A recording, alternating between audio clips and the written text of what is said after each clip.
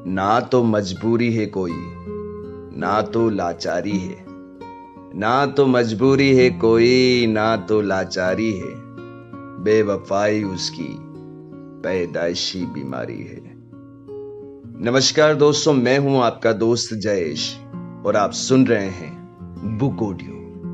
कहानी का शीर्षक है गुनाह जो मैंने किए और इसके लेखक हैं पवन जैन।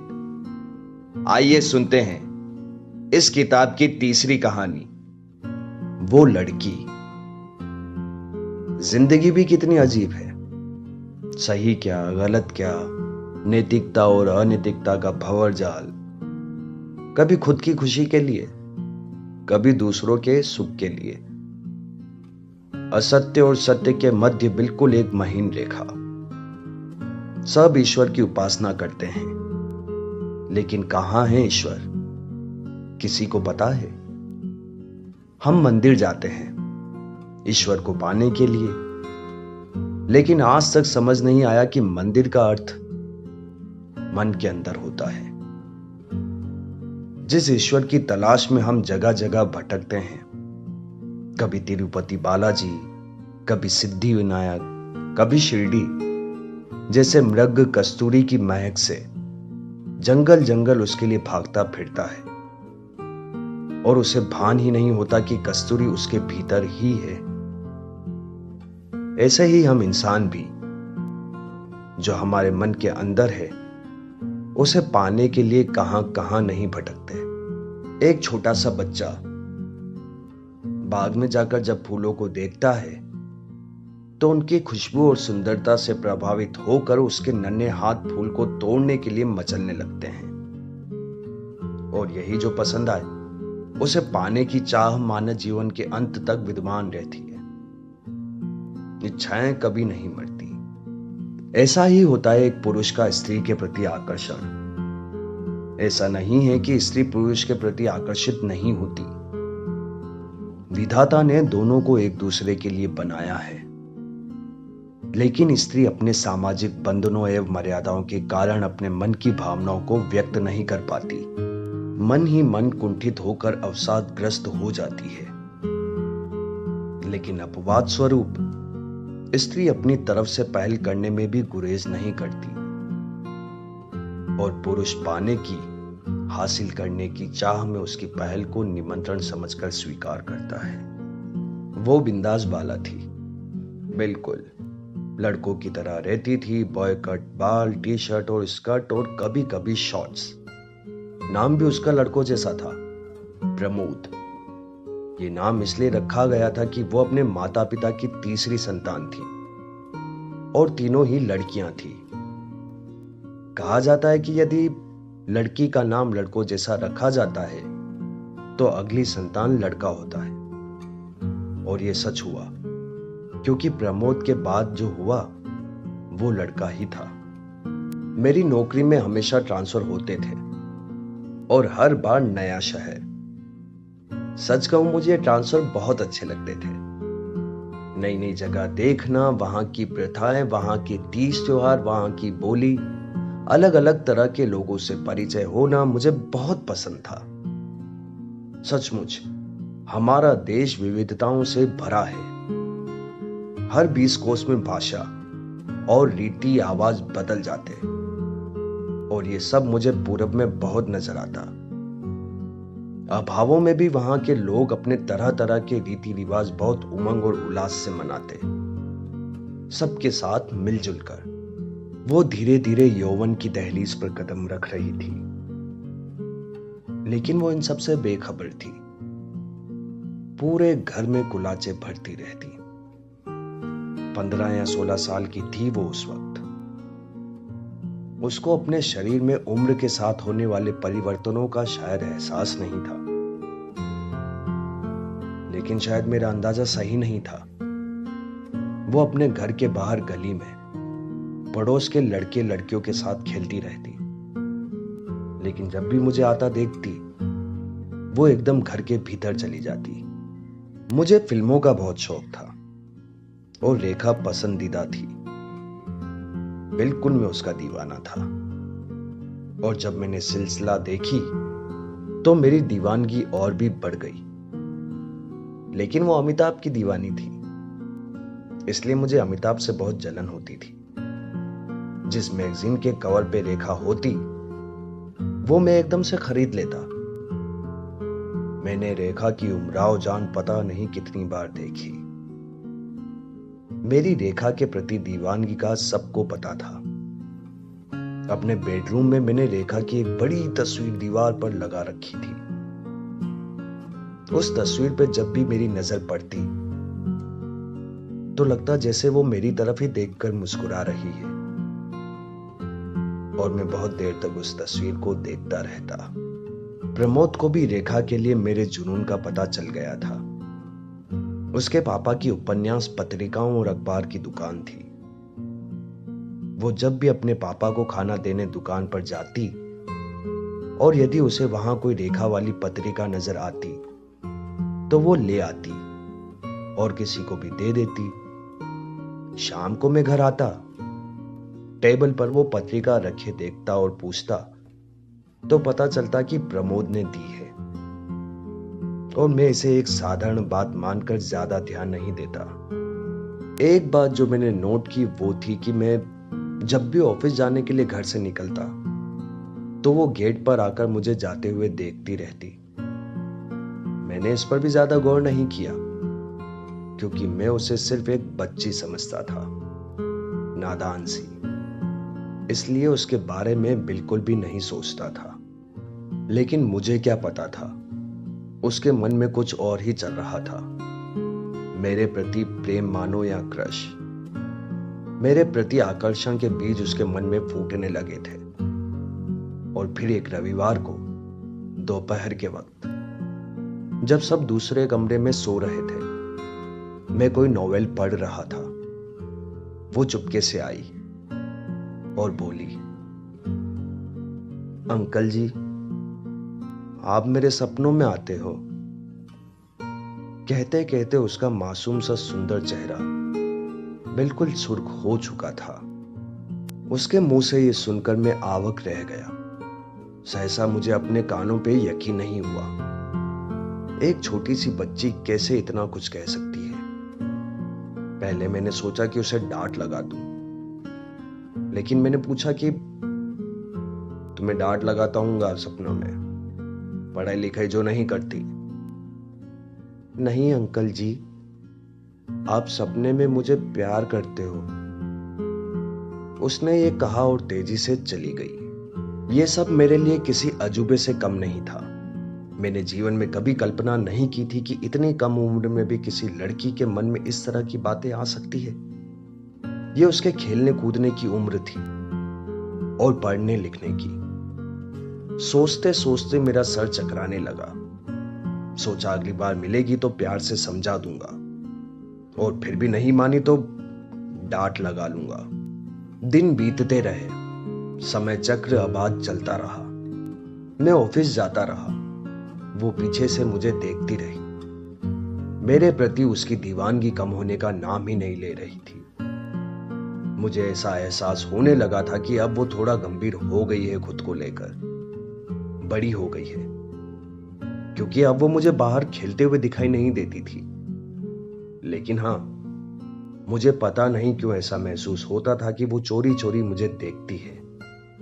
एक परछाई की तरह वो मेरा पीछा करती है लगातार। लेकिन उस दिन के बाद वो कमरे में कभी नहीं आई। लेकिन फिर एक दिन वो आई। उसे आना तो था ही। मुझे खुद यकीन नहीं हो रहा था कि मेरे लिए अपनी फीलिंग्स का इजहार करने के बाद वो आई क्यों नहीं। लेकिन जब वो दोबारा आई तो उस दिन भी रविवार ही था, और उस रविवार की तरह घर बिल्कुल खामोश था। वो वास्तव में बड़ी हो गई थी। उसने टाइट जींस पहनी थी और सफेद रंग की जीनी शर्ट। वो कोई और ही लग रही थी। वो बच्ची तो बिल्कुल नहीं लग रही थी, जैसी मैं उसे अब तक देखता आ रहा था। उसके बॉय कट बाल थोड़े बड़े हो गए थे।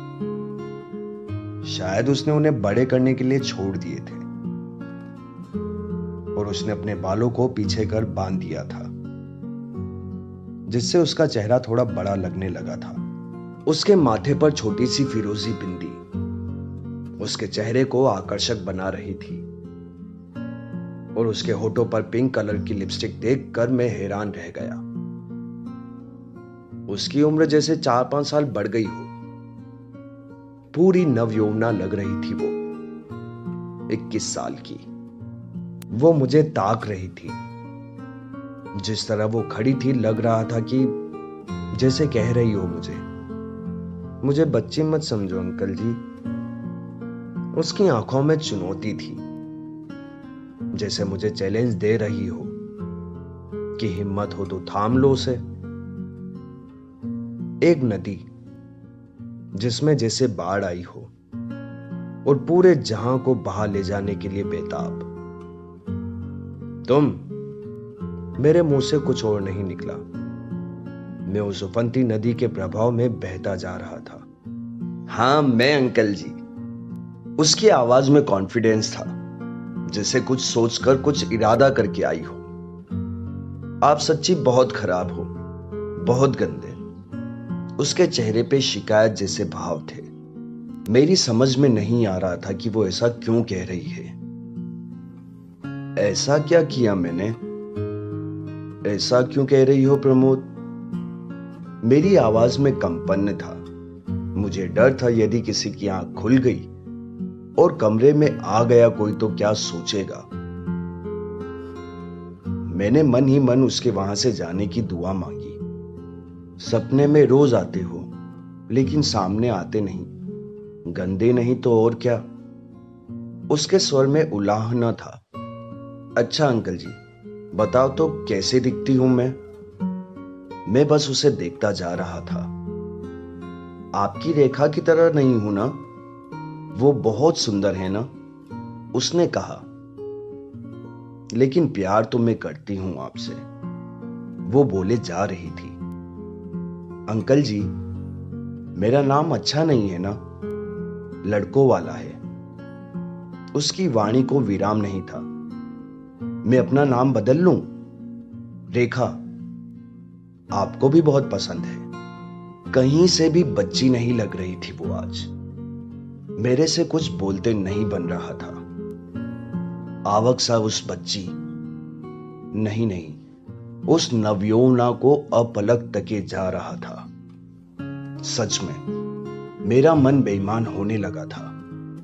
मुझे लगा कि वो कुछ पल और मेरे पास रही तो जरूर एक भवंडर, एक तूफान आ जाएगा। मैं अपने जिस्म में हलचल महसूस कर रहा था। मुझे पसीने आने लगे थे। एक अजीब सा रोमांच, एक डर, एक अनहोनी की आशंका में मेरा मन। अंकल जी, आप क्या देखे जा रहे हो मुझे ऐसे? इस बार उसकी आवाज में भोलापन और मासूमियत थी। जैसे सपने में करते हो वैसे प्यार करो ना। इस बार उसके स्वर में याचना थी, एक प्रार्थना, एक प्रेम निमंत्रण, जिसे ठुकराना किसी के लिए भी मुश्किल होता। मैं उठा। मुझे भी खुद पर नियंत्रण रखना मुश्किल हो रहा था। एकदम जैसे कोई आया, जैसे किसी ने दस्तक दी। उसे भी ऐसा ही लगा। वो एकदम तेजी से चली गई, लेकिन कोई नहीं था। सिर्फ एक वहम था, एक अनजाना भय, जिसे चोरी करते हुए लगता है। उसके जाने के बाद भी मैं उसे विस्मृत नहीं कर पा रहा था। ये नियति भी अजीब खेल खेलती है। जिंदगी की यही अनिश्चितता जिंदगी को रोमांचित बनाती है और जीवंत भी। मुझे एहसास था कि यह सब कहीं से भी नैतिकता के दायरे में नहीं आता था। मैं खुद को संभालने की, उससे दूर होने की सोच रहा था। वो बिल्कुल अबोध थी। मुझे उसे रोकना चाहिए था, उसे समझाना चाहिए था। मेरा मन बार बार उससे यही कह रहा था। मुझे खुद पे ग्लानि हो रही थी। कहीं आज कुछ घट जाता तो। वो नादान थी, लेकिन मैं तो नहीं। यदि उसके घर वालों को पता चल गया या मेरी पत्नी को, तो क्या उनका सामना कर पाऊंगा मैं? जो भी आज नहीं हुआ, उसके लिए मैंने मन ही मन ईश्वर को शुक्रिया बोला। और फैसला भी कर लिया था। वो अगली बार आई तो मैं उसे जाने के लिए बोल दूंगा, उसकी तरफ देखूंगा भी नहीं। मैं बहुत बड़ा हूं उससे, उम्र का एक लंबा फासला है हम दोनों के बीच। यही सब सोचते सोचते मेरी कब झपकी लग गई पता भी नहीं चला। और फिर लम्हे रिलीज हुई अनिल कपूर और श्रीदेवी की। प्यार उम्र के फासले नहीं देखता, और एक नादान सी कमसिन बाला प्यार करने लगती है एक परिपक्व पुरुष से, बेहद बेपनाह, और उसे खुद से दूर करने की 1000 कोशिशों के बावजूद भी आखिरकार अनिल कपूर उससे मर जाने की हद तक प्यार करने वाली टीनेजर श्रीदेवी के प्यार के सामने हार जाता है। उसे फिल्म देखने का शौक था, और वो अपनी बड़ी बहन या किसी सहेली के साथ सारी फिल्में देखती थी, और शायद फिल्में देख देख कर उसे प्यार, मोहब्बत, इश्क क्या होता है इन सब का ज्ञान हो गया था। धीरे धीरे उसकी हिम्मत खुलने लगी थी। सुबह बच्चे स्कूल चले जाते थे, उसे देर में जाना होता था। एक दिन वो सुबह आई और बोली, अंकल जी, आज मेरा मैथ्स का टेस्ट है, मुझसे ये प्रॉब्लम सॉल्व नहीं हो रही, प्लीज मेरी हेल्प कर दो ना। कहते कहते उसके चेहरे पर एक मुस्कान थी, शरारत भरी। वो बहुत सुंदर दिख रही थी, अभी अभी नहा कर आई थी। एक भीनी भीनी खुशबू से कमरा महक उठा था। ऐसे ना देखो अंकल जी, आप ऐसे देखते हो तो। उसने एक सस्पेंस सा छोड़ा। तो क्या, मैंने पूछा। तो वही, उसकी आंखों में आग्रह था। वही क्या, मैंने फिर पूछा। आप आंटी के साथ लम्हे देख कर आओ, पता चल जाएगा। लेकिन मैं लम्हे देख चुका था, दोस्त के संग। अच्छा दिखाओ, क्या पूछना है? मैंने बात का रुख बदला। मैं दीवान पर बैठा हुआ था, और वो भी बिल्कुल मेरे बराबर सट के बैठ गई। उस अबोध नादान लड़की के जिस्म की गर्मी मुझे पिघला रही थी। मैं अपने मन को बस में करने में नाकाम था। मैंने उससे दूर हटने की कोशिश की, लेकिन वो मेरे करीब आती गई। पत्नी रसोई में ही थी। उसने कॉपी और बुक मेरी गोद में रखकर बुक पर उंगली रखकर कहा, यह समझ नहीं आ रहा। मैं उसे पढ़ाने के लिए थोड़ा सा झुका। वो शायद इसी अवसर की तलाश में थी। उसने अपनी बाहें मेरे गले में डाल दी और मेरे कानों में फुसफुसाई, आई लव यू अंकल जी, मुझे प्यार चाहिए आपका। मैं आवक सा था और कुछ समझ पाने में नाकाम भी। दिमाग ने काम करना बंद कर दिया था। मुझे कुछ न सूझा। बिल्कुल कुंवारा, निर्दोष, अनछुआ यौवन मेरे सामने था। मेरे लिए खुद को रोक पाना संभव नहीं था, और मैंने उसे झटके से अपनी गोद में लिटा लिया। उसके चेहरे पे हर जगह चुंबनों की जड़ी लगा थी। उसकी आंखों में एक अजीब सा सुकून था, और जिस्म में सिहरन। वो पलके मूंदे मदहोश सी, उस असीम सुख जिसका उसे कब से इंतजार था, के सागर में तैर रही थी। मेरा मुझ पे बस नहीं था। मेरे हाथ उसके कोमल नाजुक बदन पे जगह जगह फिसलने लगे। उसने खुद को ढीला छोड़ दिया था। कुछ मिनटों तक हम दोनों दिन दुनिया भूले एक दूसरे के आगोश में एक दूसरे की धड़कनों को महसूस करते रहे। और फिर जैसे मुझे होश आया, एक झटके से उठ खड़ा हुआ। वो भी जैसे नींद से जागी, मेरी तरफ प्यार भरी आंखों से देखा, और फिर कॉपी किताब लेकर तेजी से चली गई। उसके जाते ही मैं भी ऑफिस जाने के लिए तैयार होने लगा। उस दिन ऑफिस में बिल्कुल मन नहीं लग रहा था। एक अपराध बोध मुझे भीतर भीतर कचोटे जा रहा था। मुझे पता था कि पल भर का वासना का ज्वार मुझे तबाह कर सकता था। उस दिन सारा दिन उद्विग्न सा रहा। ऑफिस में ही मेरे एक मित्र ने मेरी फिक्रमंद हालत को भांप लिया था। क्या हुआ? भाभी से कुछ कहा सुनी हुई? उसने पूछ ही लिया। नहीं, कुछ भी तो नहीं। मैंने बात खत्म करना चाही, लेकिन वो नहीं माना। तो फिर क्यों ये मुंह लटका हुआ है सुबह से? उसके स्वर में हल्की सी फटकार थी। बताओ ना, क्या हुआ? क्यों इतने परेशान हो? मैंने सोचा कि सच ही तो कह रहा है ये, क्योंकि कुछ ना कुछ तो हल निकालना ही होगा। मेरे मन ने कहा कि सब कुछ इसके साथ शेयर करना ठीक रहेगा। दोस्त होते ही इसलिए हैं। जो किसी से नहीं कह सकते वो दोस्तों से कह सकते हैं। लंच में मैं और वो ऑफिस के पास ही एक रेस्टोरेंट में गए और एक टेबल पे बैठ गए। मैंने उसे अपने और प्रमोद के बारे में सब कुछ बता दिया था। सुनकर पहले कुछ क्षणों तक वो खामोश रहा और फिर कहा, यह सब बिल्कुल गलत है, इसे यहीं पे रोकना होगा। मैंने उसे बताया कि प्रमोद को रोक पाना मुश्किल है। बेपनाह चाहती है वो मुझे। और तुम? उसने मेरी आंखों में आंखें डालकर सवाल किया। मैं उसे प्यार तो नहीं करता, लेकिन जब भी वो आती है, खुद को लाख चाहने पर भी रोक नहीं पाता। मैंने सच सच बता दिया। इसका सिर्फ एक इलाज है, वो घर छोड़ दो, भाभी से कुछ भी बहाना बनाकर। सच में इसके सिवा कोई और रास्ता भी नहीं था। कुछ ही दिनों में दूसरा घर मिल गया।